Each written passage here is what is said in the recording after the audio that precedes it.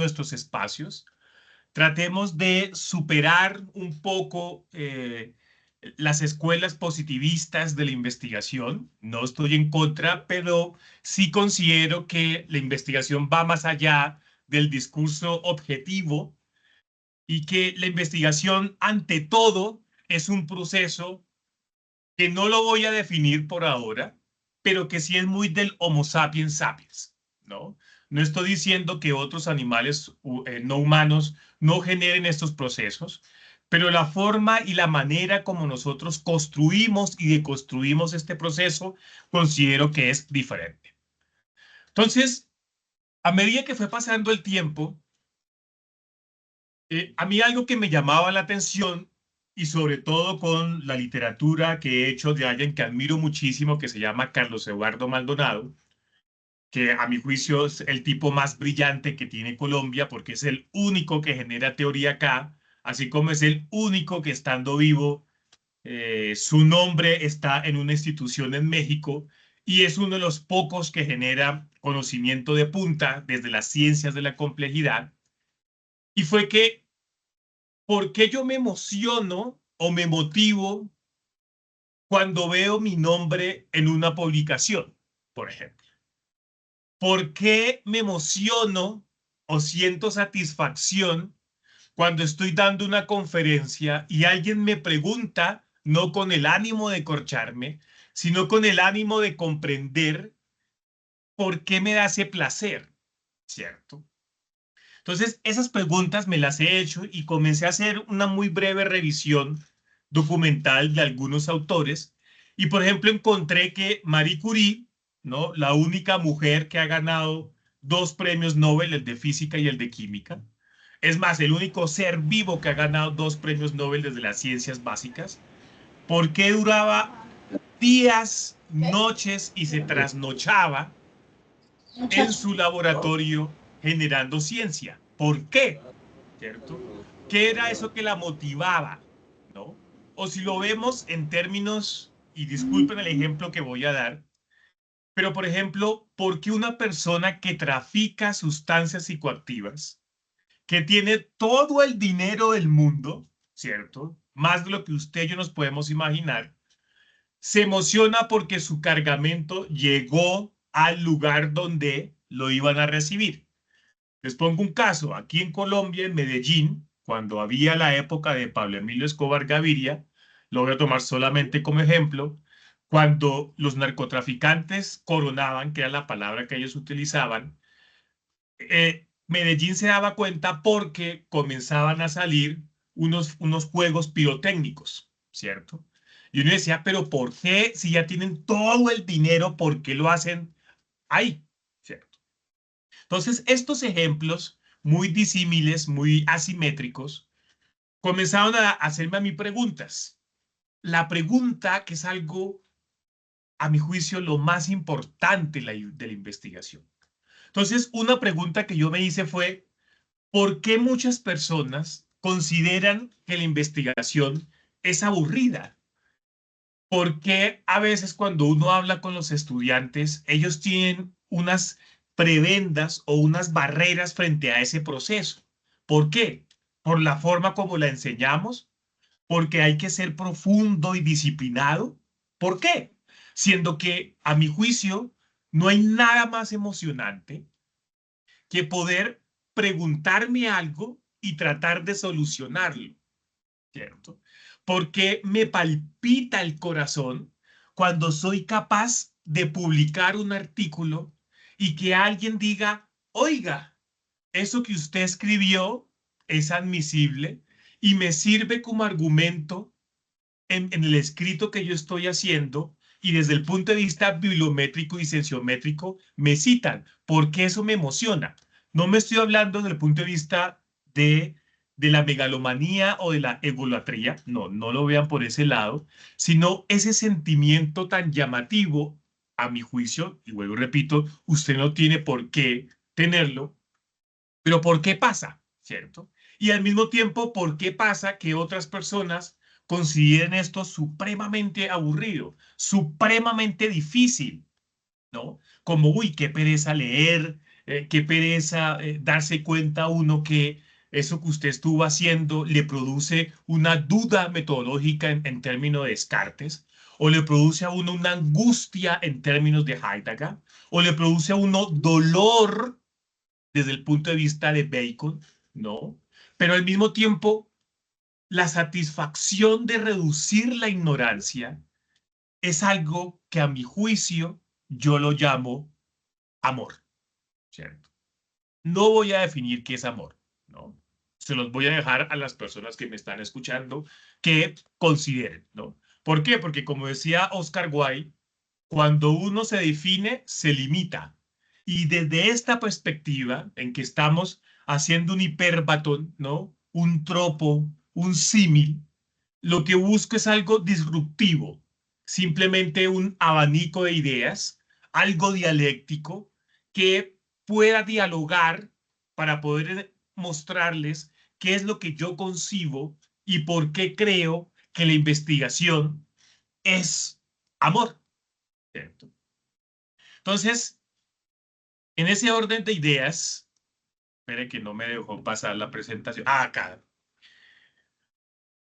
A mi juicio, y vuelvo y repito, usted no tiene por qué estar de acuerdo, algo que tiene la investigación y que yo diría que se puede comparar como cuando usted está enamorado de una persona, no importa tu orientación, no importa tu diversidad, no, eso no es relevante en este caso, es que a mi juicio cuando usted se enamora de un ser, ¿cierto? Hombre, mujer, lo que usted considere, es muy parecido como cuando usted se enamora de un tema y lo apasiona, como cuando usted se da cuenta, por ejemplo, a mí algo que me pasa cuando leo a Carlos Eduardo Maldonado, es que mi admiración es tal que yo digo, ¿cómo puede ser que una persona como él tenga esa capacidad de construir diálogos y saberes a través de diferentes disciplinas, ¿cierto? Y es esa curiosidad mamífera. Es la misma curiosidad, por ejemplo, como cuando tú estás enamorado y quieres averiguar qué le gusta a esa persona, qué no le gusta a esa persona, cómo puedo agradarle. A mi juicio, eso es como cuando tú puedes identificar la pregunta de un problema de investigación y te apasiona tanto que busca la manera de solucionarlo. Y si al mismo tiempo puedes solucionarlo desde la perspectiva que les dije anteriormente, en el sentido en que alguien cuando te lee dice, oiga, esto me puede servir, o la satisfacción que uno siente que eso que uno investigó contribuye al tejido social, mejora el aparato productivo. A mi juicio, la única manera para que uno pueda comprender y entender esa pasión que uno tiene por ese proceso, a mi juicio, eso es puro y físico amor. Y vuelvo y repito, hasta el momento no he definido qué es amor y hasta el momento tampoco he definido qué es investigación. Simplemente estoy votando ideas. Entonces, ahí ese momento, por ejemplo, cuando tú le tomas la mano a la persona que tú amas, ese momento cuando vas caminando por la calle y sientes ese olor de esa persona, o sientes, o cuando ella te toca, o él te toca, no, no es rollo por ese lado, es como cuando usted se pregunta algo, da una respuesta y siente esa satisfacción tan grande de reducir la grandiosa y magnánima ignorancia que tenemos todos nosotros frente a la realidad, pero que solamente poder entender eso a mí me parece radicalmente fascinante y lo comparo con el amor. ¿Cierto? Otra es, por ejemplo, es que no quiero que esto se vuelva un discurso idealizado, ¿no? Y cuando digo idealizado me estoy remembrando a Platón, ¿no? La idea absoluta, porque está mal dicho cuando dicen romantizar, si, abro un paréntesis. Eso me parece muy curioso, cuando una persona, cuando uno comienza a hablar de la manera que estoy hablando, dice, es que usted está romantizando las cosas. No, se dice idealizando. ¿Por qué no se dice romantizando? Porque romantizando tiene unas características que tienen que ver con una escuela en el siglo XIX en Alemania, donde estuvo Schelling, que era en contraposición al discurso de la razón. Podría decirse que de una u otra forma tiene que ver con Kant, sobre todo con la crítica a la razón pura, pero no se puede decir que Kant sea un romántico, ¿cierto? Sino más bien era dejarse ir y no llevarse por la razón. Entonces, desde esa perspectiva, decirle a una persona que está diciendo lo que estoy diciendo, romántica, pues demuestra que no está comprendiendo qué fue la escuela del romanticismo. Desde el punto de vista filosófico, sería más bien la idea platónica. ¿No? Ahora bien, eso no quiere decir que la investigación no sea problemática. ¿A qué me refiero con ello en este caso? Muchas veces cuando uno investiga, uno siente fracasos. Muchas veces con el amor que tú haces un artículo y lo remites a una revista, te dicen en pocas palabras, eso que usted hizo, papi, eso no sirve, ¿cierto? O muchas veces tú haces una investigación, y les pongo un ejemplo que me pasó a mí con mi tesis doctoral, y fue que en el tercer año de la misma, yo había propuesto un método cuantitativo que creí en el anteproyecto era lo más viable que se podía, pero cuando comencé a contrastarlos con la realidad y encontré otros datos cuantitativos, me di cuenta que el método no era viable ni funcional. Entonces, uno como investigador, a mi juicio, y como dice Maldonado, es la los métodos se adaptan a la realidad, no la realidad se adapta a los métodos, ¿cierto? Pero eso uno también lo puede ver en que pareja que exista, vuelvo y repito, hombre, mujer, lo que sea, tiene crisis. Y la crisis es una oportunidad de cambio. Que mi método no funcionara fue una oportunidad de abrirme a otros espacios, entender otras categorías y otros conceptos y buscar otra instrumentalización, ¿cierto? Y eso, a mi juicio, es lo que hacemos nosotros los investigadores, que yo lo califico como una resiliencia investigadora.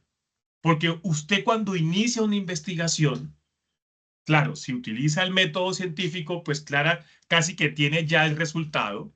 Eso es una de las grandes críticas que le hizo Estanislao Zuleta, un filósofo colombiano paisa, que él decía que cómo yo puedo investigar algo si ya sé cuál es mi resultado, siendo que los grandes momentos de la investigación, las grandes soluciones de la investigación, no ha sido con A, B, C, D, E, F, G, como si el pensamiento fuera lineal. Pero si usted hace un comparativo con sus relaciones, se ha dado cuenta que esos momentos en que usted ha tenido esas posibles crisis o esos posibles fracasos con su pareja, en algunos momentos le ha ayudado a tomar la decisión de dejar ese proceso, como también nos pasa a veces en la investigación, o al mismo tiempo eso ha fortalecido su relación con la pareja, o en mi caso ha fortalecido porque fue mucho más robusto el método que utilicé para poder solucionar la problemática de ese objetivo específico. Entonces, la investigación va de la mano a la forma en que tú te enamoras. Claramente esto es un símil, ¿no? No es lineal, porque si no, pues estaríamos limitándolo y reduciéndolo. Pero si uno puede encontrar esas metáforas, ¿no? Porque la pareja, la persona que tú amas, la persona que tú quieres, y no me refiero no solamente a las relaciones heterosexuales o homosexuales, sino, por ejemplo, el amor que usted siente por su mamá, por su papá, por sus hijos, por sus animales de compañía, generan problemas que usted trata de solucionar. Pero al mismo tiempo usted se da cuenta que hay momentos en que usted dice, hasta aquí voy, y eso también es la investigación.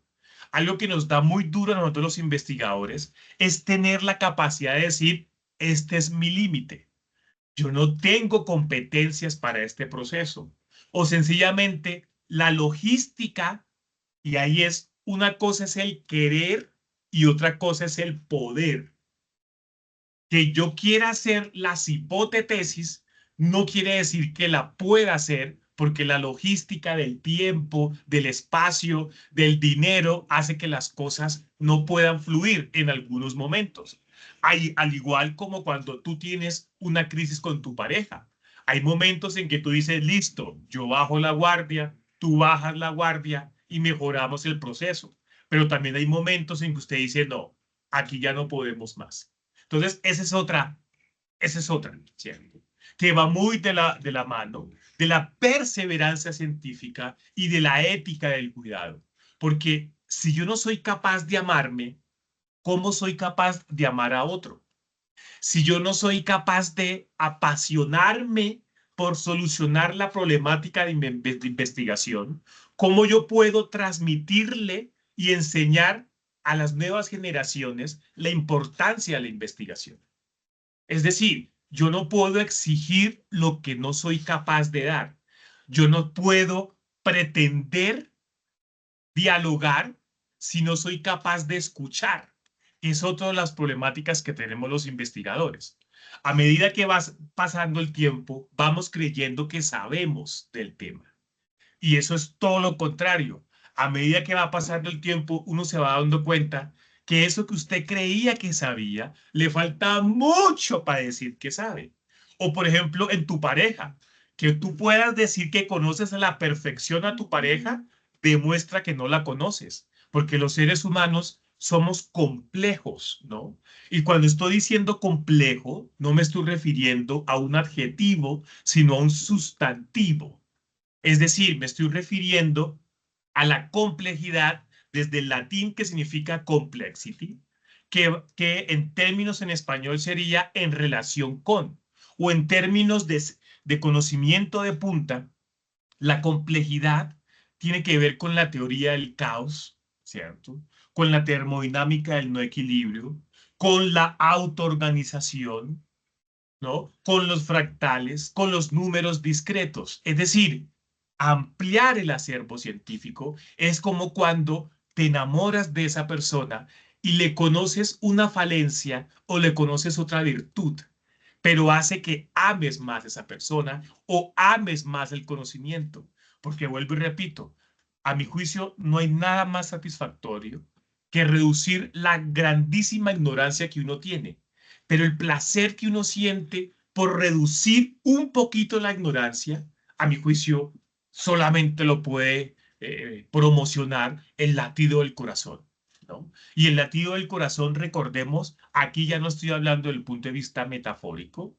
Acuérdense que desde el año 2020 ya se comprobó que nosotros no solamente pensamos con el cerebro, eso es un discurso encefalocentrista, ¿cierto? A mi juicio muy reduccionista, sino que nosotros también pensamos con el corazón, que el corazón no es solamente un órgano, sino es un sistema, que el corazón tiene más de 100.000 neuronas. Si no me creen, lean literatura de la revista Nature y verán que uno también piensa con el corazón. Es más, uno piensa también, y disculpen mi lenguaje coloquial, con las tripas, es decir, con el intestino. Ahí también hay neuronas y se lo recomiendo como conocimiento de punta. No solamente pensamos con el cerebro. Y si hacemos el comparativo, la metáfora con el amor, es como cuando usted se enamora y uno escucha un lugar común que dice, siento mariposas en el estómago, siento que me erizo mi cuerpo, ¿cierto? Siento que reduzco mi ignorancia. Otro es que la investigación es un acto comunitario, al igual que cuando tú estás con tu pareja e interactúas con sus redes sociales. Cuando me digo redes sociales no me refiero a Facebook y esas cosas, me refiero a sus, por ejemplo, a sus redes con sus familias, a sus redes con sus amigos, que quieras o no, tienes que interactuar, mucho o poquito. Lo mismo nos pasa a nosotros los investigadores. Un investigador solo, cójanlo por el lado amable, no es nadie. Uno, porque uno necesita el otro para compararse. Principio de otredad. Otro porque las grandes investigaciones de hoy en día, dado las grandes problemáticas del siglo XXI, no se solucionan disciplinariamente. Ninguna. Es reduccionismo en todo el sentido de la palabra. Por eso es necesario el diálogo inter, multi y transdisciplinario, que a mi juicio debería ser más de ciencias de la complejidad, ¿cierto? Porque yo no puedo analizar un fenómeno solamente, digamos en mi caso, que mi pregrado es en economía desde esa disciplina, dado que las problemáticas del siglo XXI, y vuelvo y lo repito, no son disciplinarias. Si yo voy a analizar la pobreza, por decir algo en Colombia, y solamente la reduzco a la economía, entonces mi respuesta fácil es hay que darle más dinero a la gente. Pero se ha demostrado que no solamente el dinero genera satisfacción, sino que hay una cantidad de variables que son necesarias entenderlas con otras disciplinas y con otros diálogos de saberes. Por eso la importancia de lo inter y demás, ¿cierto? Pero sobre todo, cuando yo trabajo en colaboración, cuando yo trabajo con los familiares, con los amigos de mi pareja, estoy construyendo sociedad. Y cuando hablo de construcción, me estoy refiriendo específicamente a Bourdieu. Acuérdense, este sociólogo postestructuralista. O cuando yo estoy haciendo este proceso, estoy haciendo también una deconstrucción. Y ahí me estoy basando en Deleuze, ¿cierto? Que es lo que uno hace con su pareja. Porque usted no termina de conocer a su pareja. Usted vive en un continuo movimiento, ¿no? Ahí la imagen que quiero que recreen, por favor, es si usted se hace un cardiograma, creo que se dice así, saldo del corazón, usted ve que eso hace puf, puf, puf, como es la vida.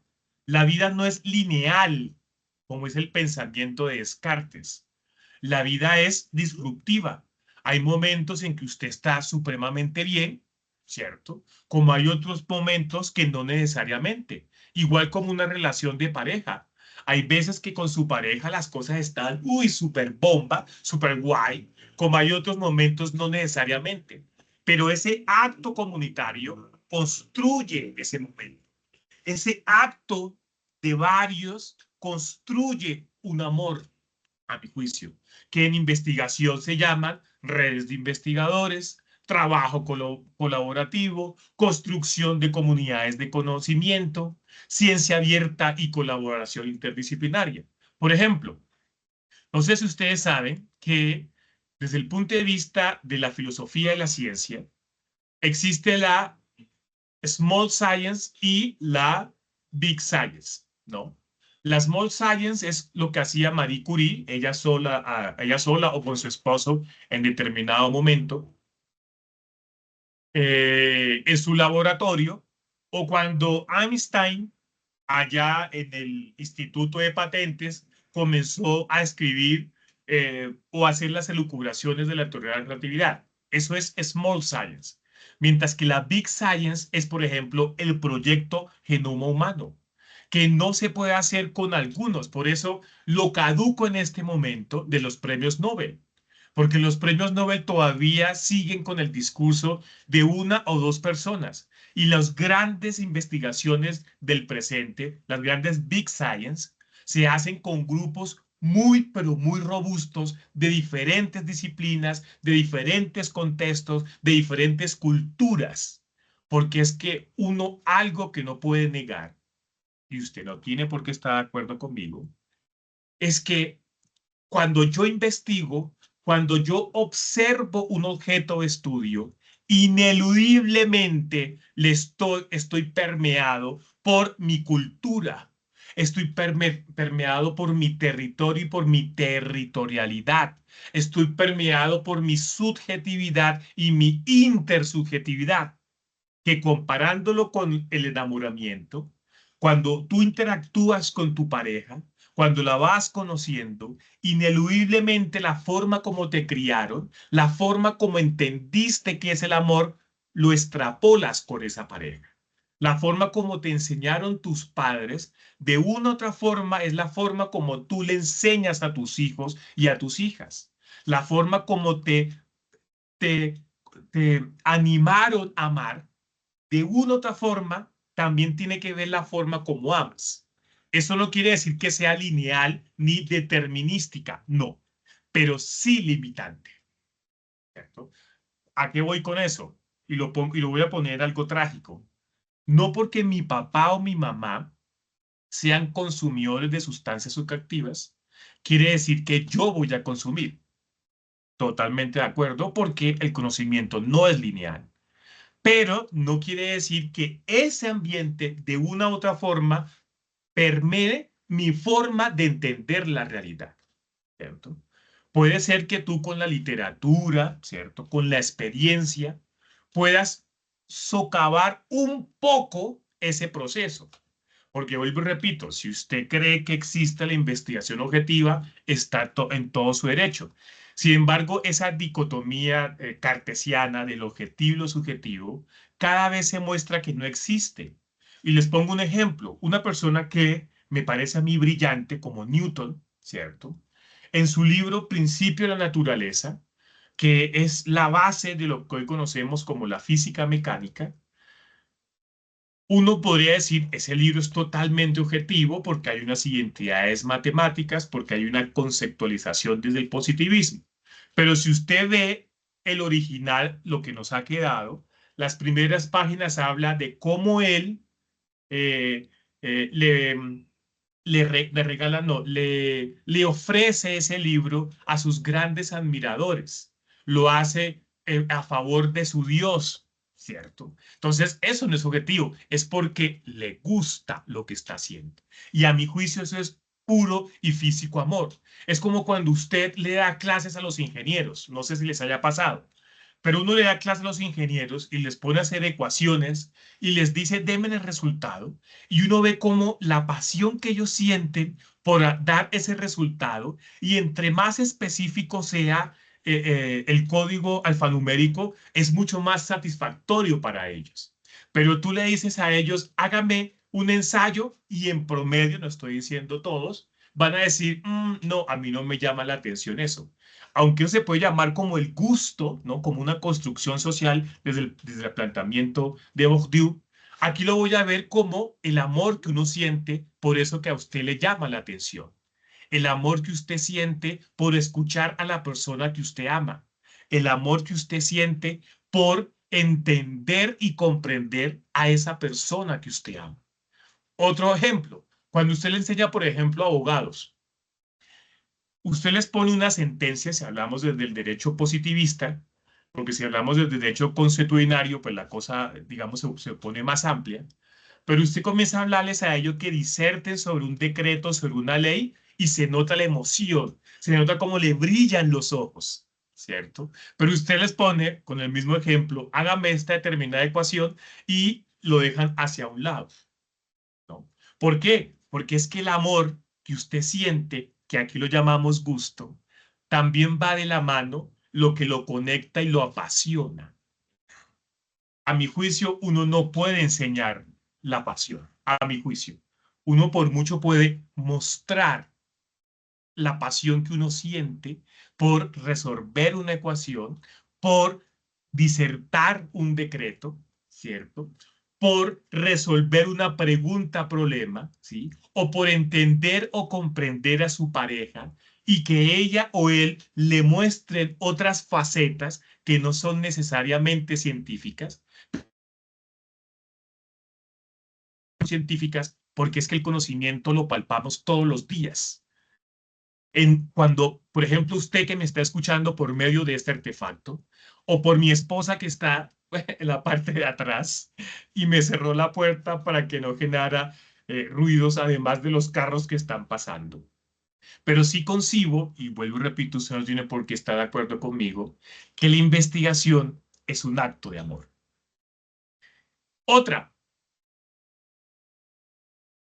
este ya lo puse, otra cosa que genera la investigación y que a mi juicio va de la mano con el amor es el respeto metodológico. el respeto a escuchar al otro, la ética investigativa, la integridad investigativa, la transparencia, la honestidad, que desde el punto de vista del enamoramiento, una relación se basa en la confianza con el otro. Y confianza lo estoy entendiendo de los postulados de Humberto Maturana, el biólogo evolutivo chileno. Usted, para poder amar a otra persona, además de respetarse, debe respetar que ella o él es diferente a usted. Que si yo quiero que mi pareja sea igual que yo, no la estoy respetando.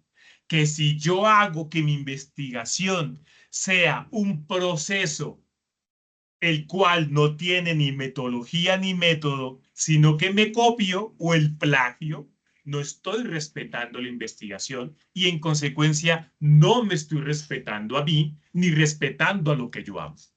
Si yo quiero que mi pareja piense como yo, no la estoy respetando, la estoy obliterando, ¿cierto? Porque, vuelvo y repito, esto no es una idealización, como es la investigación. Y como lo dije al principio, hay momentos en que usted comienza a meterle la ficha, y disculpa mi palabra coloquial, y sencillamente no hay resultados. Así de sencillo. Hay momentos en que usted respeta a su pareja, pero tu pareja no te respeta a ti. Y también está dentro de la diversidad de la vida, porque no hay nada más complejo, y vuelvo y repito, no entiendo complejo como un adjetivo, sino como un sustantivo, que la vida. Y la vida es conocimiento, y la vida es amor. ¿Cierto? Entonces, algo que genera el respeto a la investigación son, por ejemplo, cuando tú haces unas entrevistas semiestructuradas o estructuradas, que necesitas que esa persona firme el consentimiento, porque tú estás utilizando la información de esa persona para robustecer tus procesos, así como cuando existen los dilemas bioéticos frente a la utilización de animales no humanos para llegar a unos procesos investigativos. En este caso, yo estoy en desacuerdo radicalmente con ello, porque considero que la investigación no debe ser para generar odios ni para generar muerte. Por eso no respeto que le hayan hecho una película a este científico que no me acuerdo exactamente cómo es que se llama, por hacer la bomba atómica. Yo no creo que la investigación sea para eso. Vuelvo y repito, usted no tiene por qué estar de acuerdo conmigo. Esto simplemente es un abrebocas. Entonces, para ir ya terminando, les voy a leer estos procesos, ¿no? Todo eso que les dije, además de ser una disertación dialéctica mía a través de la literatura, la he también fundamentado con algunos autores que hablan de una u otra forma lo que les estoy diciendo. Entonces, por ejemplo, Michael Polanyi dice que desde la perspectiva de la epistemología y la psicología, la investigación es un acto de amor porque se fundamenta en el compromiso apasionado que uno tiene al investigar.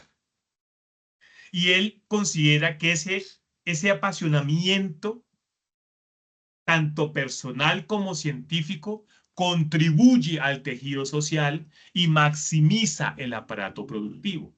Y eso solamente lo concibe como un acto de amor.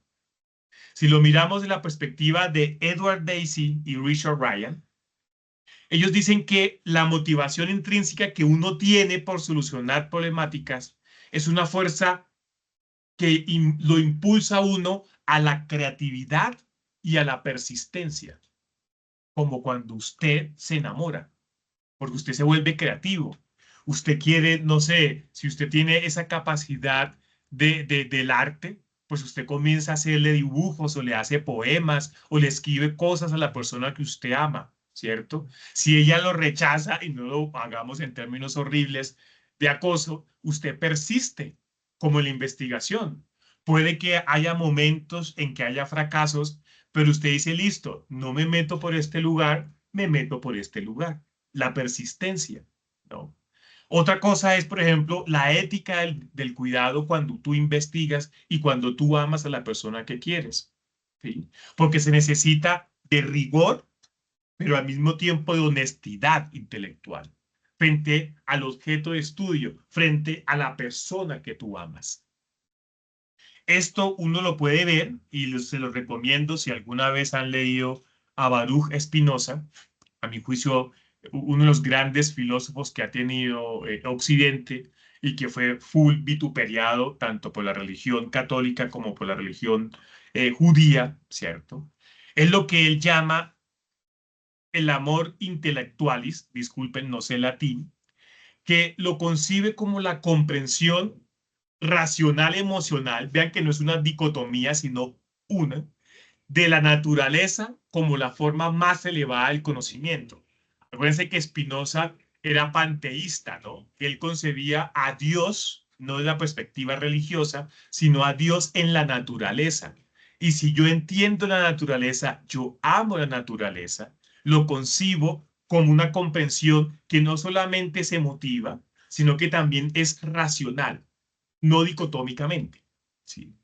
Si lo hablamos desde otros, por ejemplo, del Oriente, no sé si alguna vez han leído a Nishida, es un tipo interesante, o una tipa, no sé, siendo honesto, no sé si es niño o niña y no es relevante para ello, pero en uno de los libros que leí de forma muy general, porque no tengo las competencias, hay una parte del epílogo que me parece muy linda que dice lo siguiente, se los voy a leer, y dice, la unión del sujeto con el objeto, ¿cierto? Ta, ta, ta.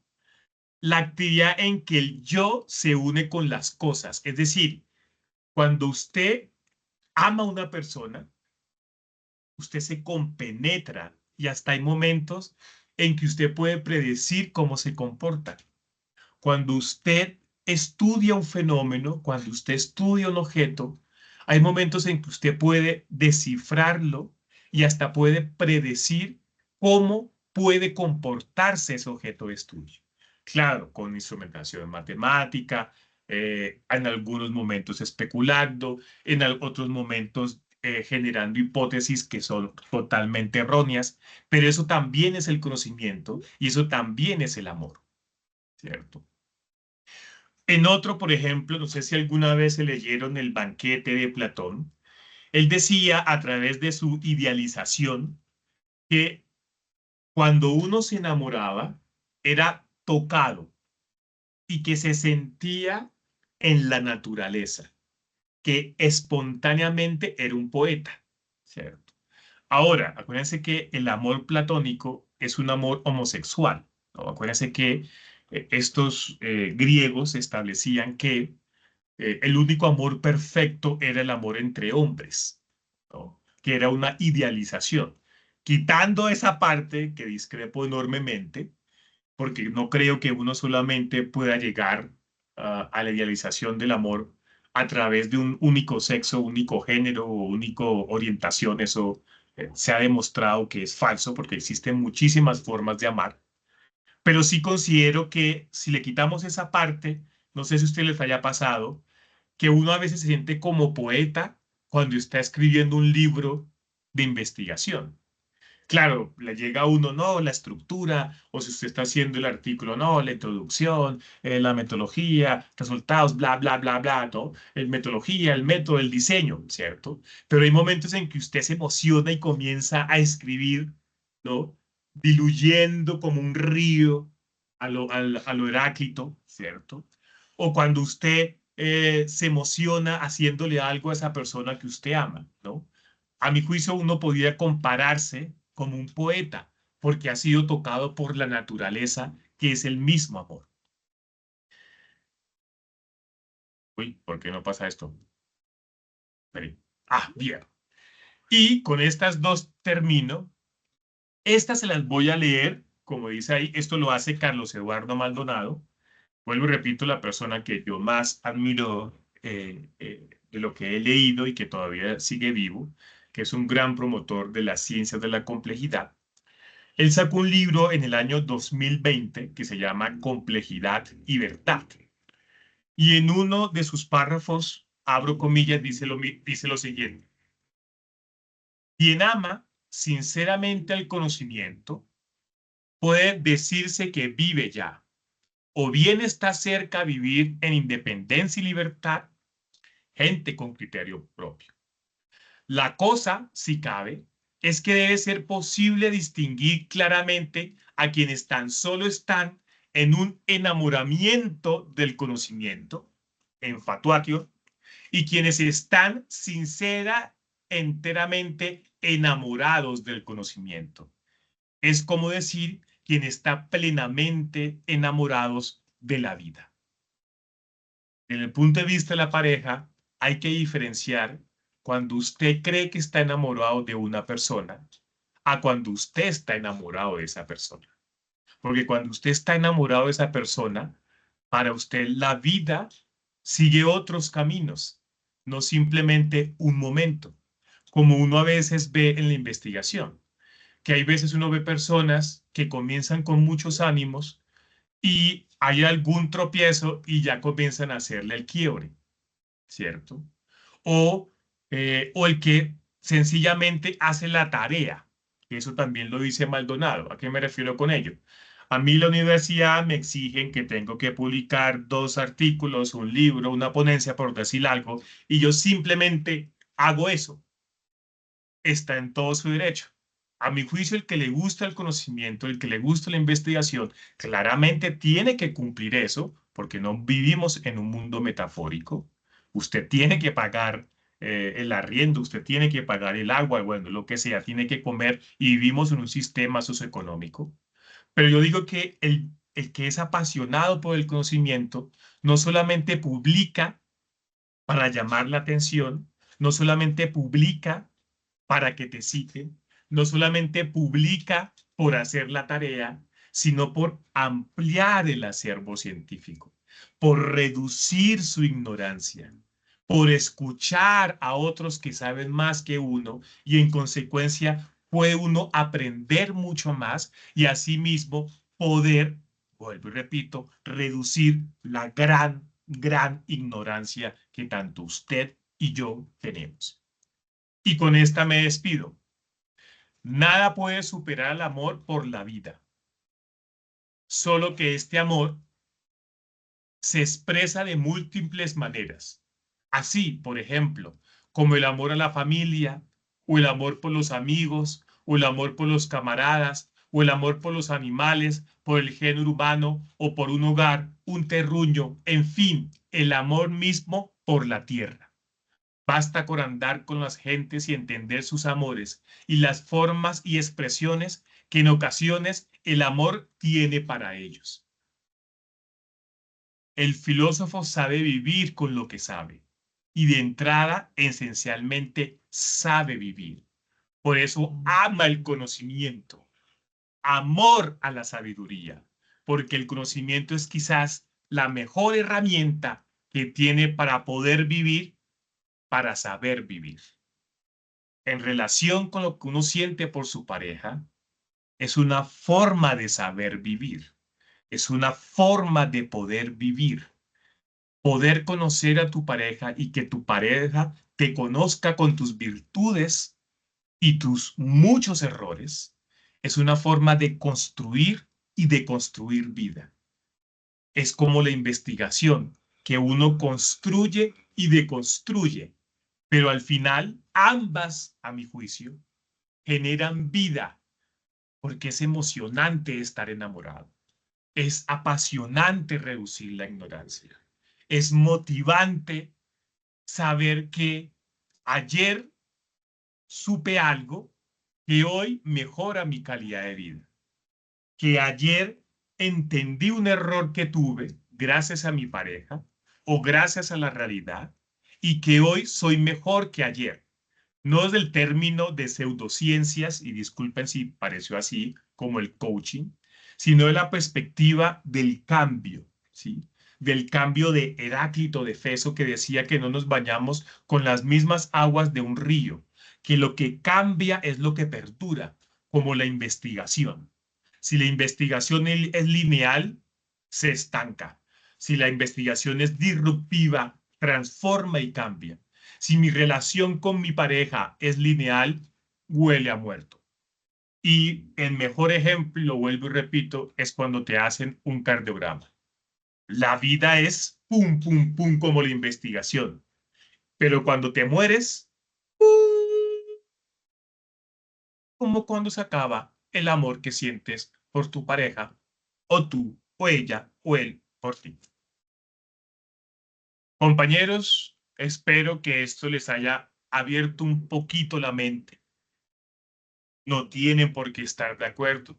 Espero que no haya sido demasiado idealista cuando dije lo que dije. Y lo único que me interesa es provocarlos, ¿cierto?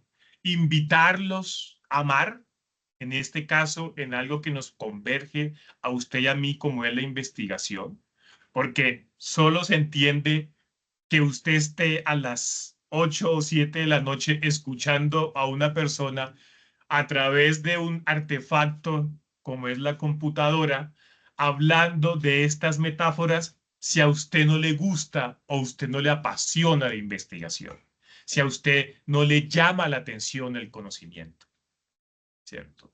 Entonces, eh, muchas gracias por haberme escuchado. Espero que hayan aprendido un poquito más y si tenemos alguna pregunta en la cual yo les pueda responder o usted me quiera aportar algo más a lo que yo dije, con mucho gusto los escucho y de nuevo muchas gracias por tomarse este tiempo hoy lunes 29 de octubre del 2025 de la era común. Muchas gracias.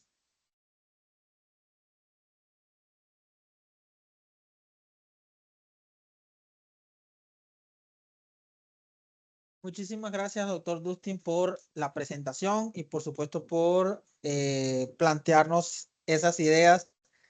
Como bien dice usted, ¿no? No es romantizar esos ideales que de alguna forma son parte de la humanidad. Cada uno de nosotros pues tenemos nuestras formas de pensar, nuestras formas pues a partir del contexto en el que nosotros nos encontremos y demás, pero estamos abiertos justamente a conocer, a explorar, a poder tener en cuenta también las percepciones y conocimientos de otros colegas, porque no todo, nosotros no la sabemos toda y bien lo dice usted, no queremos tampoco presumir de lo que pues realmente hemos conocido, pero sí es importante que podamos interactuar, conocer, ahondar un poco más ciertos escenarios que están no solamente en nuestra América, sino en el mundo. Qué bonito sería también poder escuchar las experiencias de otros colegas en otros continentes. Bueno,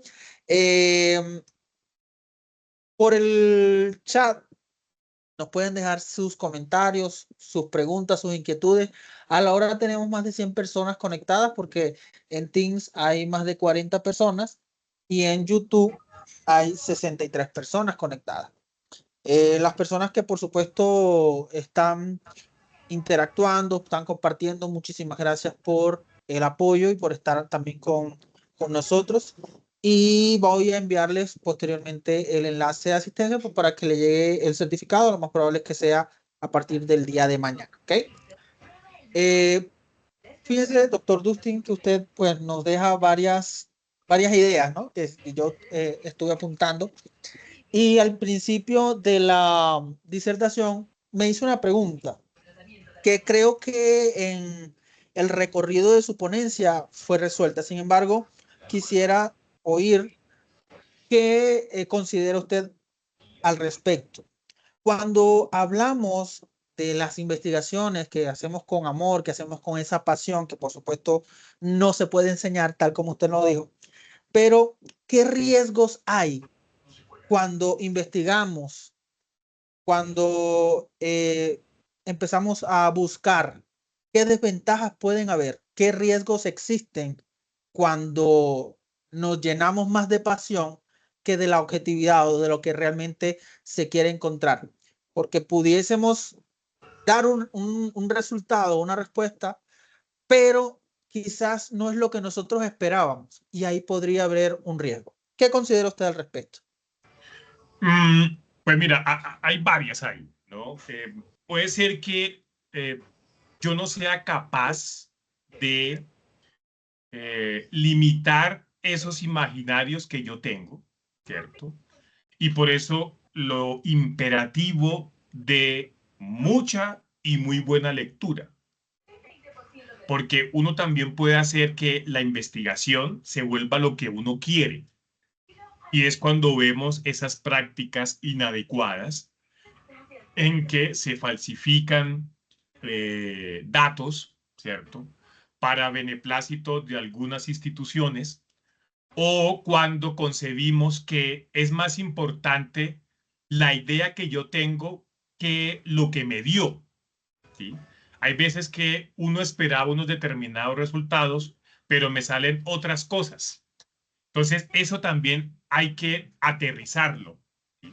Porque sí, interesante que uno se apasione, como tú lo dices, interesante que uno se motive, pero también uno lo que trata es explicar la realidad, no mi realidad.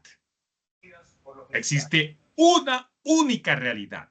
Que yo tenga unas interpretaciones, unas comprensiones, no quiere decir que sea la más factible. Y por eso la necesidad de contrastar lo que hacemos, de escuchar al otro, ¿sí? De volver a hacer otros procesos, no sé, desde la perspectiva de la falsación de Popper, llegado el caso, o como dice, por ejemplo, Paul Feyerabend, cuando él dice contra el método, ¿no? Porque a veces creemos que la única forma de ser objetivos es a través de la instrumentalización matemática. Y, por ejemplo, existen las etnomatemáticas, ¿no? O lo válido es lo que tenga una robustez estadística. Y recordemos que la estadística es una disciplina que dice que si, Daniel, si tú tienes 1.000.000 y yo tengo 200.000, entonces ambos ganamos 600.000. Eso lo dice la estadística. Entonces tampoco podemos creer que a través de la sumación matemática llegamos a ser objetivos. Mi propuesta es que no olvidemos que estamos es para solucionar problemáticas, pero que esas problemáticas también tienen que ver con nuestros contextos, nuestras culturas y nuestras formas de apasionarnos para solucionarlo, como lo hizo Marie Curie. Marie Curie se la pasó y por algo se murió de radioactividad, ¿cierto? Porque para ella era una emoción que si no hubiera tenido esa emoción, yo me atrevería a decir que no hubiera podido llegar a lo que llegó. ¿Mm? Pero tampoco quiere decir que ella se pusiera a inventar datos o que sencillamente comenzara a hacer otras cosas porque ella quería mostrar que existía determinado químico. No. O sea, ahí yo creo que es no un equilibrio aristotélico, porque a mí Aristóteles me aburre, y disculpe que sea tan honesto, y claramente Aristóteles aquí y yo bien abajo, pero es que la vida no es equilibrada, la vida es disruptiva, ¿no? Y buscar los equilibrios, eso suena a coaching y eso no lo respeto.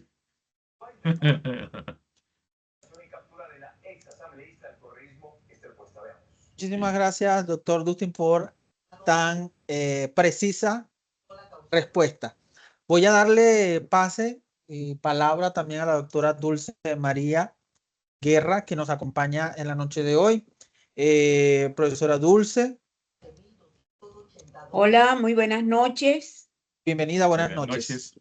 Me encanta estar aquí donde hay procesos de investigación, allí quiero estar yo.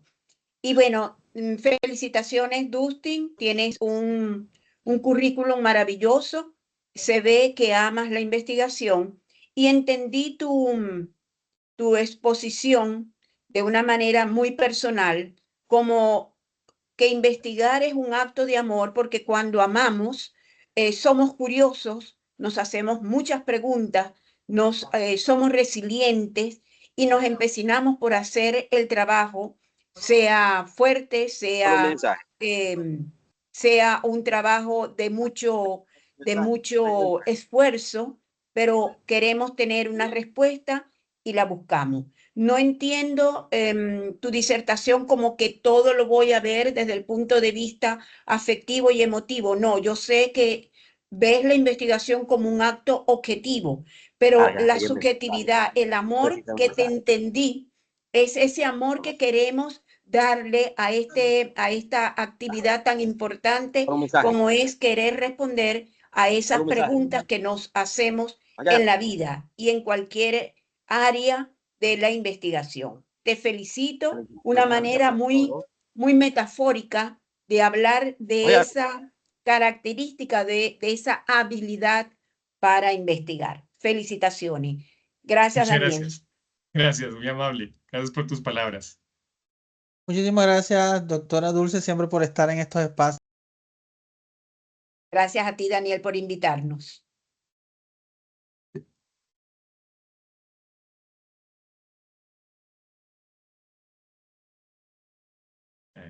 Apagaste tu micrófono, Daniel.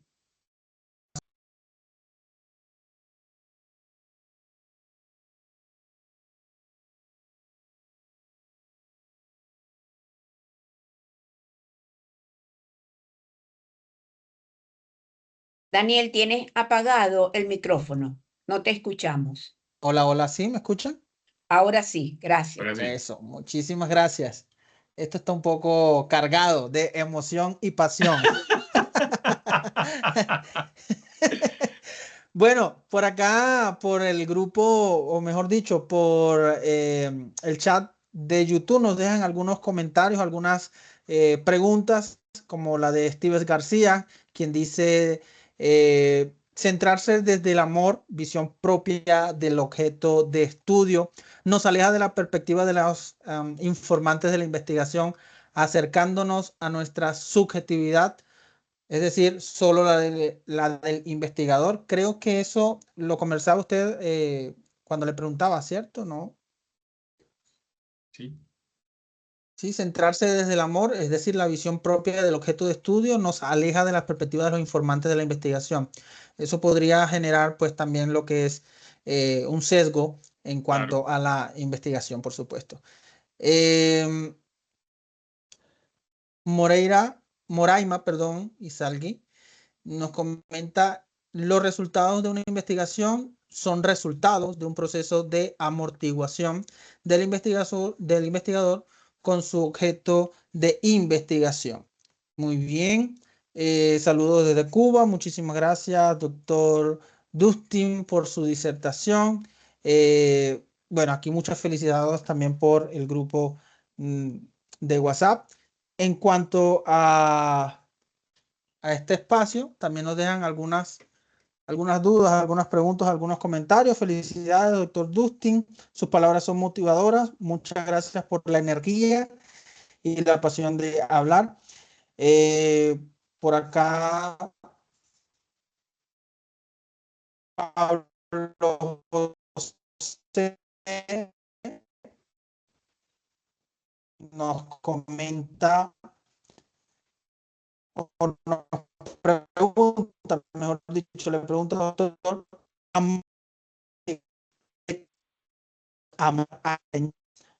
también innovaciones científicas.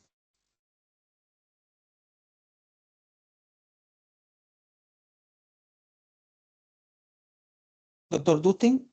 Señor, es que te sonó pla, pla, pla, pla, así, pla, pla, pla, pla. Acá nos pregunta Pablo José Triana Herrera. Sí. Amar a investigar podría tener una directa al amar a enseñar, a divulgar también teorías e innovaciones científicas. Sí, total. Solamente hay que ver a Carl Sagan. La forma como él divulgó la ciencia hace que después de tantos años muchos niños sean capaces de tratar de emocionarse por el cosmos. Y eso que claramente el conocimiento frente a la física y demás se ha ampliado muchísimo, pero si tú ves la forma como él se expresaba, era totalmente pasional. O como cuando uno escucha las disertaciones del físico Feynman hablando de la física cuántica, que el que entienda eso, muy bueno por él, pero se nota que hay un amor muy fuerte para poder divulgarlo y tratar de generar comunidad con el otro. Entonces, yo creo que la enseñanza, y ahí se ve uno las diferencias clases de profesores que hay, no es lo mismo el profesor que tiene vocación al que le tocó ser profesor. O como por ejemplo cuando uno lo ve en la medicina, no es lo mismo la persona que le tocó ser enfermera a la que es enfermera o al Por médico que le llama la atención. La forma como te atiende es muy diferente. el La forma servicio. como te escucha un profesor que se apasiona por lo que hace es muy diferente. La forma como te conecta el profesor, la forma como te interactúa el médico o la enfermera, se nota la pasión que siente por lo que a él le gusta y lo que quiere transmitir. Entonces mira que el amor no solamente se reduce a unas relaciones de pareja, sino que también en nuestros actos, ¿sí? Y que a mi juicio eso contribuye a mejorar las relaciones entre nosotros los seres humanos, que con tanta cosa que pasa, pues es un latido que nos ayuda a ser un poquito más humanos. Excelente. Carolina también nos pregunta, ¿cómo puede entenderse la investigación como un acto de amor hacia la comunidad, el conocimiento y el entorno en contextos de vulnerabilidad social y ambiental? Uy, esa pregunta, hay como 10 preguntas al mismo tiempo. Pues una, cuando usted hace trabajo de campo, o sea, in situ, que usted va a escuchar esos saberes y no a imponerle sus saberes, ahí usted está generando amor. Cuando usted trata de generar empatía con ese actor social y no a imponerle ni a juzgarlo, usted está generando amor. Cuando usted, por ejemplo, en la perspectiva de ser un consumidor final responsable y consciente al escoger determinados bienes y servicios que generan menores impactos biofísicos, usted ahí está generando amor. Entonces, mira lo llamativo que es esta metáfora. A través de tus actos, tú puedes generar una mejor calidad de vida y un menor impacto biofísico, sin negar que todo lo que hacemos los seres humanos contamina, ¿no? Aquí no nos vamos a jugar con energías limpias, que eso simplemente son eslóganes, o jugar con economía circular, que es pura sostenibilidad débil. Pero si tú eliges, y vuelvo y te repito, al escuchar al otro, cuando uno hace, por ejemplo, grupos focales, no es que me respondan lo que yo quiero escuchar, sino es yo preguntar para poder ampliar el espectro que tengo de mi objeto de estudio, que no es lo mismo. Por ejemplo, como cuando tú haces una entrevista semiestructurada a una entrevista estructurada. La entrevista estructurada es totalmente limitante. Claro, para determinados objetos de estudio es necesaria, pero para otros, si tú quieres escuchar al otro, es mucho mejor la entrevista semiestructurada. Entonces, ahí tú decides como investigador qué es lo que quieres construir y deconstruir. Y para mí, desde el punto de vista metafórico, eso es un acto de amor. Excelente, estimado profesor. Por acá, Carol Pavón Martínez dejó una pregunta muy interesante. Doctor, ¿qué estrategias prácticas recomendaría para que los estudiantes y jóvenes investigadores aprendamos a ver la investigación no solo como un requisito académico, sino como un compromiso afectivo y social? Uy, wow, qué preguntaza. Yo diría una es que la persona que te vaya a construir ese conocimiento, pues tiene que gustarle, ¿no? Esa es la primera. Porque un estudiante se da cuenta cuando el profesor le llama la atención lo que enseña. Esa es una, diría yo. Otra segunda es que, y ahí emulo a lo que dice Maldonado, la investigación se aprende es haciendo, no simplemente con discursos. Es decir, si yo quiero entender qué es el trabajo de campo, pues no es diciéndoles, mire, el trabajo de campo es cuando usted hace etnografía y cuando usted hace recopilación por medio de diarios. Sí, ese es el instrumento, pero es in situ que usted aprende a darse cuenta por las contingencias que pasan. Ahí usted comienza a aprender. Cuando usted no solamente le dice, lea lo que yo quiero que usted lea, sino que busque eso que a usted le llame la atención y lea, lo cual le puede ayudar a adquirir conceptos y categorías como instrumentalización matemática para entender la realidad que usted le llama la atención, ¿cierto? La otra es con el ejemplo, es decir, yo como investigador no le puedo exigir a un estudiante que escriba si yo no escribo. Eso es inaceptable. Yo no puedo decirle a un estudiante que lea si yo no leo. ¿Y cómo se da uno cuenta que el profesor lee? Por la capacidad de conceptos y categorías que tiene para verbalizar la realidad. Cuando un profesor no lee, se nota. ¿Por qué? Porque necesita siempre pivotearse desde lo que estudió en su pregrado o en su posgrado.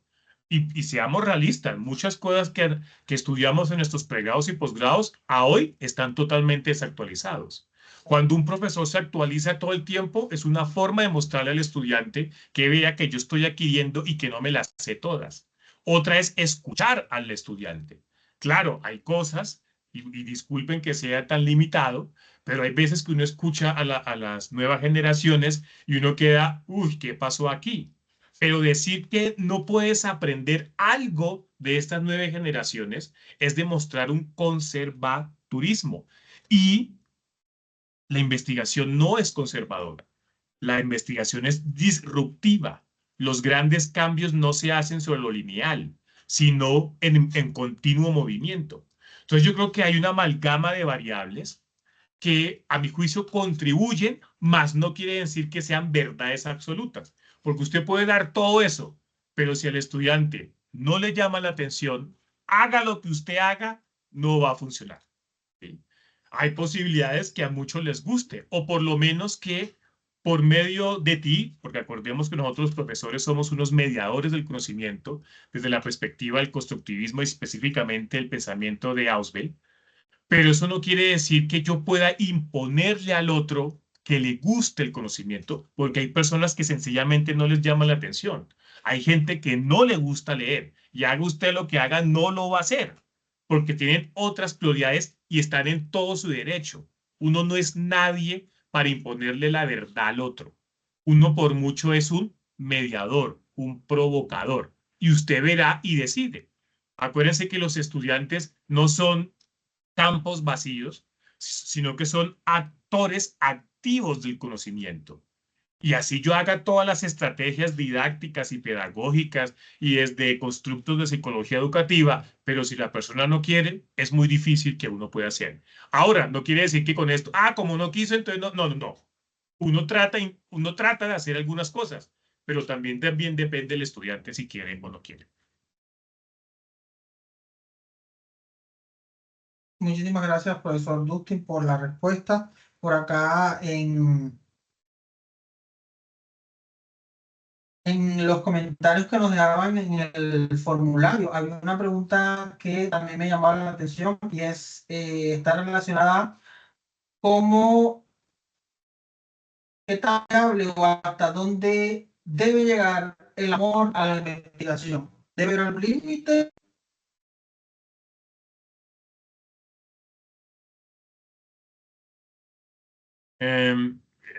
Yo digo que el límite se lo da el objeto de estudio, no tanto el amor como tal. Es decir, como mis métodos y mi metodología debe adaptarse a la realidad, no al contrario, ahí yo diría que hay un límite. Cuando mi sesgo es más que la realidad, ahí hay un límite, que no es fácil, ¿no? Porque suena muy fácil decirlo, ay, sí, yo puedo, no, porque hay veces que la pasión a veces le gana a uno. Pero yo creo que a través de la experiencia uno va ganando como esos momentos de lucidez, entre comillas, en los cuales usted puede decirse, venga, no, pero por ahí no es. O eso que yo estoy haciendo está errado. O eso que yo estoy diciendo tiene sesgos muy fuertes. ¿Mm? Pero yo creo que es con los años de mucha y muy buena lectura, los años de mucho contraste, los años de experiencia. Y ahí uno va más o menos, porque vuelve y te repito, nadie es infalible, y más porque nosotros los seres humanos no solamente tenemos sesgos culturales, sino que también tenemos sesgos biológicos. Les pongo un ejemplo. Tú y yo jamás vamos a entender qué es la realidad para una señora abeja. ¿Por qué? No solamente porque sea otro, o sea, un animal no humano, sino porque las abejas ven desde la perspectiva de la luz ultravioleta. Los seres humanos no vemos así y eso ya limita a entender el objeto de estudio. Nunca vamos a entender, ni usted ni yo, qué es entender la realidad como lo hace un perro que tiene más de 2000 terminaciones en su nariz. ¿Sí? Nunca vamos a entender qué es la ecolocalización que tiene un murciélago que simplemente con con un chillido es capaz de darse cuenta si el objeto está en el norte a tanta longitud, a tanta latitud. Que nosotros podamos emular, por ejemplo, con el radar, no quiere decir que comprendamos lo que genera. Y ahí me voy, por ejemplo, a la autopoiesis de Humberto Maturana y Varela, ¿no? Una de las pocas teorías que ha hecho la filosofía y la historia de la ciencia en Latinoamérica. Y es que yo no solamente cambio mi entorno, sino que el entorno me cambia a mí. Y desde esa perspectiva, existen límites ya estructurados, mas no quiere decir que no podamos ampliar o reducir ese límite. Pero al mismo tiempo no podemos negarnos que hay cosas que no podemos hacer, porque entonces caeríamos en el discurso de querer es poder y eso es una falacia argumentativa. Porque yo quiera no quiere decir que yo pueda. Que yo quiera tocar violín suena bonito, pero si yo no tengo disciplina ni talento, haga lo que haga, no voy a ser un gran concertista de violín. Entonces, esos son límites que a medida que va pasando el tiempo y con mucha y muy buena lectura, yo creía que nos va ayudando a entender los limitantes que tenemos, pero al mismo tiempo que podemos ir moviéndolos un poquito más. Exactamente. Bueno, muchísimas gracias, doctor Dustin, por estas palabras, estos comentarios, estas respuestas ante las dudas que se pueden generar. Pues las preguntas que nos dejaban en el formulario era justamente eso, ¿no? Que les llamaba la atención la temática de hoy y que pues esperaban con ansias poder tener una diferencia entre la pasión, entre el amor, entre poder desentrañar el título de ese latido curioso como lo es la investigación. Creería que aun cuando existen más dudas o muchos más conflictos, hablaban también sobre violencia académica, que eso podría apagar lo que es la pasión sí, por la investigación. Había una pregunta, no la encuentro ahora, pero si era algo como violencia académica, como cuando el tutor,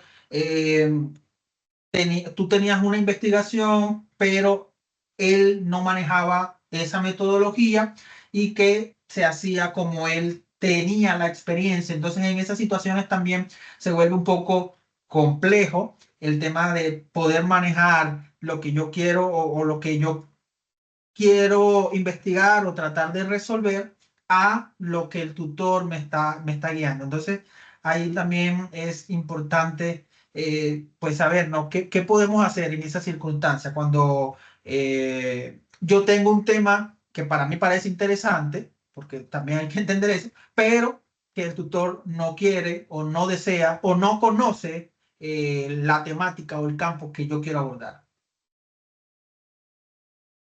Pues mira, eso pasa. Y es algo que ineludiblemente me atrevería a decir que pasará, en el sentido en que estamos hablando con seres humanos que son mundos apartes, donde también existen los egos, donde también existen los odios, donde también existen los resentimientos, y eso va dentro de la perspectiva de la diversidad de la vida, como es la investigación. Entonces, ahí mi sugerencia es adaptarse. ¿Por qué? Porque un error que uno comete como estudiante, y cójanlo por el lado amable, es ponerse a pelear con el tutor. Usted sale perdiendo, porque las relaciones entre profesor y estudiante no son horizontales, son verticales. Hay unas relaciones de poder, nos guste o no nos guste. También hay unos egos. Hay veces que uno ve estudiantes que creen que porque leyeron 5 o 10 cositas, entonces ya saben del tema. Y no. Y repito, para investigar se necesitan años y años y años y años de lectura y de fracasos, no simplemente porque yo crea. Entonces, y lo veo, por ejemplo, cuando a veces veo fuentes en documentos que desde el punto de vista de norma APA se puede, pero he visto, por ejemplo, gente que pone fuentes de periódicos, fuentes de TikTok, fuentes de Instagram. Eso desde el punto de vista de cualidad y de fidedigna deja mucho que desear. Entonces yo creo que es un diálogo entre ambos, ¿no? Porque yo como profesor, a mí también me interesa que usted se gradúe porque yo le puedo generar transferencia de conocimiento. Pero al mismo tiempo, yo como estudiante también tengo que tener la capacidad de escuchar, por lo menos, para poder decir, no entiendo o no estoy de acuerdo con el profesor, pero después de haber leído lo suficiente, no simplemente porque yo creo, porque es que eso también lo he visto mucho. O sea, creen que porque entendieron determinada dinámica o porque otro profesor los vanaglorió, conciben que esa, o peor aún, que también lo veo a uno, que uno ve, por ejemplo, en niños y en algunos adolescentes, dado la hipersensibilización con las redes, dado la hipersensibilización a través de la imagen, que se creen genios. O, por ejemplo, yo veo cosas como en colegios que simplemente por aprenderse las vocales les dan un diploma. A mí eso me parece muy chistoso. Entonces, también estamos generando un cúmulo de personajes que se creen que saben. Y como decía Platón, la ignorancia no es no saber, la ignorancia es creer que uno sabe. Entonces yo creo que hay que escucharnos, ¿no? Ni yo como profesor tengo la verdad absoluta, totalmente de acuerdo, pero ni yo como estudiante puedo concebir que sé mucho más que esa persona. Puede que yo sepa en algunos puntos muy específicos más que el profesor, pero en términos generales, el profesor le lleva a usted años de experiencia y más si es de investigación. ¿Por qué? Porque nosotros, profesores de investigación, en todo momento, y disculpa la palabra, nos dan palo. ¿Por qué? Porque en todo momento tenemos que publicar. Y así como hay pares que son muy amables, hay otros pares que se llenan de odio. Y se ha demostrado que eso hace que usted esté en continuo proceso, en continua transformación. Entonces, grosso modo, yo diría un diálogo de escuchar al otro y también de adaptarnos. Como dice la teoría darwiniana, no es el más inteligente ni el más fuerte, es el que es capaz de adaptarse a un nicho ecológico o en este caso a un nicho social. Totalmente de acuerdo. Bueno, si hay alguna otra observación o otro comentario, con todo pues gusto lo estaremos escuchando o leyendo. Consideramos que ha sido una noche espectacular en lo personal, aun cuando tuvimos un problema técnico en YouTube. Aparentemente no pudimos seguir transmitiendo por allá. Estaba dándole por acá a ver si podía resolver, pero no, aparentemente no. Menos mal estamos haciendo la grabación y bueno, la van a tener las personas que les interese, por supuesto, y la pueden ver posteriormente. Estimado doctor Dustin, gracias por el espacio. Realmente nos ha dado cátedra de lo que nos mueve, ¿no? Nos impulsa en el tema de la investigación. Y por supuesto nosotros estamos a las expectativas siempre, lo he visto yo, más que todo en LinkedIn, donde publicamos, digamos, esas experiencias, ¿no? Yo soy de los que no publica más bien, porque, pues, no sé, no, hay gente que es más espontánea, más extrovertida, y hay otros que aparentemente, entre comillas, pueden ser introvertidos, pero lo importante es que podamos generar espacios de aprendizaje, que nuestras investigaciones, nuestro trabajo, la pasión con lo que nosotros lo hacemos, por supuesto, puedan ser muy visibles, porque al final del día eso es lo que nosotros transmitimos al resto de colegas. De verdad que muchísimas gracias por el espacio, por el tiempo, por la dedicación y por la pasión, por supuesto, con las que nos expresa ese cúmulo de conocimiento que, bueno, usted mismo lo ha dicho, ¿no? Que en poco tiempo o en mucho tiempo su trayectoria como docente e investigador nos ha podido transmitir. Y sé que hay muchos colegas que están en este espacio que también tienen experiencia y que también tienen, digamos, la trayectoria y que coinciden realmente en los mensajes, lo veía, coincide con esa compartir esos saberes con cada uno de nosotros. Y bueno, para los que estamos un poco más jóvenes, agradecemos también también esos espacios de valor, porque realmente no solamente está destinado hacia un grupo de colegas o un grupo de personas, sino abierto a todo público. Gracias, profe. Palabras finales para cerrar este espacio. No, muchas gracias y qué bonito que estos ambientes pedagógicos se abran, que los escuchemos, que nos conozcamos y tratemos de reducir la gran ignorancia que tenemos muchos de nosotros. Y muchas gracias por haberme escuchado el día de hoy. Un gustazo. Bueno, muchísimas gracias a todos los presentes. Que tengan un excelente y reparador descanso. El link lo dejé por acá por el chat. Si tienen algún problema, me lo hacen saber. Ya saben que a partir de mañana se estarán emitiendo los certificados.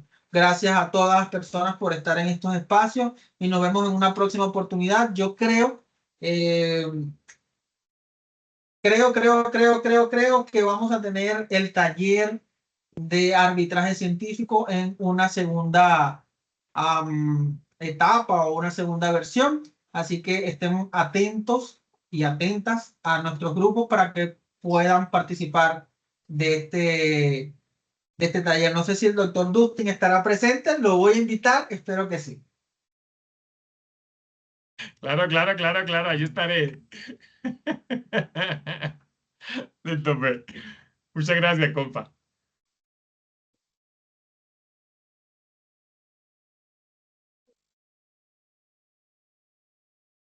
Excelente noche, que descansen y gracias por la apertura.